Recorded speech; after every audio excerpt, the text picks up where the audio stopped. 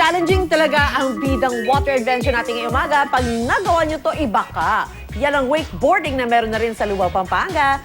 Balikan natin si Tony Pet at si Benjamin. Good morning, guys! Wow! Good morning! Morning! Nak naman. Hey, what's up, best friend? Alright, eto. Sa Lubao, Pampanga, ang ating binibida ay wakeboarding. Kakaibang water activity ating nire-recommend sa inyo, kapuso. Ngayong summer, ayan nga, nakikita natin ito. Arn, nasaan ka? Nawala si Arn. Alright. At syempre, ang ideya ng wakeboarding, kasama natin syempre, Yes. para bigyan ng, tayo ng info about wakeboarding, si Benjamin Alves. Ang idea ng wakeboarding ay pagsakay ng surfboard sa surfboard habang hila ka ng isang boat. Yes. Tama ba yun? Pero Kuya Tony Pet, dito hindi na kailangan ng boat. Dahil hinihila ka na ng cable mula sa tower na to. So, mas mabilis siya at mas masaya kasi kahit 8 tao yung nagwe-wakeboard sabay-sabay, mas masaya. At mas safe yun. Safe naman yun, huwag kayong mag-alala. And it motorized tayo, yun ang nangihilang sa inyo. Motorized yan, okay? Alam nyo ba na noong 1990, nagsimula ang wakeboarding sa California. At ito ay inumpisahan daw ni Herb O'Brien ang gumawa ng prototype ng board na akma para sa wakeboarding. Kaya yun nga, mas maliit nga lang yung board, di ba? Mas maliit yung board. Ito yung board, pakita natin, ha? Yan yun. Yan.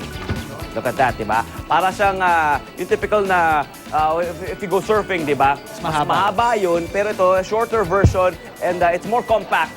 At saka... Mas madali siyang kontrolin, Kuya Tony Pet. Oo, kasi nga mas maliit siya. Okay? Yes! So, kamusta nga naman ang iyong experience kanina, my friend?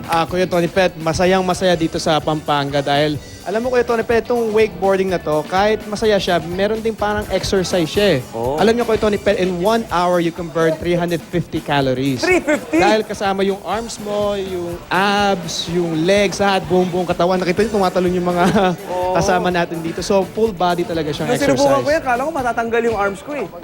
Kailangan talaga kasi mag-warm up Yes, kayo. yes, Okay? tama. Kailangan mag-warm up kayo. And also, Kailangan ng tutorial, syempre. oo, yan nga. So para nga naman, turuan tayo kung paano nga mag-wakeboard, especially sa mga baguhan, di ba? We have Mr. Carlo Silo de la Torre, ang resident Silo. rider and head coach ng Pradera Wake Park. Good morning, bro. sir. Morning. Alright, if you can use the microphone, bro. Yes. Yan. Alright. O, Benj, tanungin natin siya, ano nga ba ang mga tips, lalo na sa mga bagong sali pa lang, yung mga gustong mag-wakeboard, yung mga beginners? Okay, so kung magsisimula ka sa wakeboard dito sa cable park, pinakamadaling ski na uunahan yon talaga yung kneeboard. So the reason it's called a kneeboard kasi nakaluhod kayo. Alright, so siya yung pinakamadali dahil mababa yung center of gravity nyo. So Okay. ito talaga yung pinaka-beginner na ski para lang ma-navigate yung buong course. So kung magsisimula kayo, eto, may show for us. If you want to get into your neutral position, ilalagay mo lang yung elbows mo dito on top of your thighs, tsaka lean forward lang. Alright.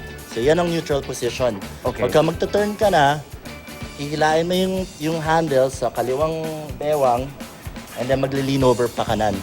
Okay, kasi kailangan mo umikot ng buong kable at kailangan mo pumatik dito sa mga buya on each corner. So, maiden voyage dito ngayon. Maiden voyage. What do they have to watch out for when the moment we get pulled by the cable? The moment you get pulled, basta huwag ka lang mag-panic. Think happy thoughts ka lang. Yun. So stay low ka lang and as long as you follow the instructions, makakaikot kayo. So safety lang rin, kung sumemplang na kayo, just simply swim to the shoreline ng lake. Silo, kailangan ng helmet.